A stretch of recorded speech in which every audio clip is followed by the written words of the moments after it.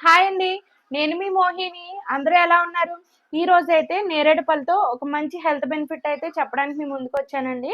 మనకి సీజనల్‌గా దొరికే ఫ్రూట్‌లో నేరేడు పండు ఒకటి కదండీ! వర్షాకాలం రాగానే సరే మనకి నేరేడు పళ్ళయితే దొరుకుతాయి. ఇప్పుడు సమ్మర్‌లో కూడా వర్షాలు పడుతున్నాయి కాబట్టి నేరేడు పళ్ళనేవి వచ్చేసాయి మార్కెట్‌లోకి. ఇవైతే మనకి చిన్న నేరేడు పళ్ళయితే బాగా వగరుగా ఉంటాయండి. ఇలా పెద్ద సైజు నేరేడు పళ్ళయితే మనకి కొంచెం తియ్యగా తినడానికైతే బావుంటాయండి. ఈ నేరేడు పళ్ళు వల్ల ఆరోగ్య ప్రయోజనాలైతే చాలా ఉన్నాయండి.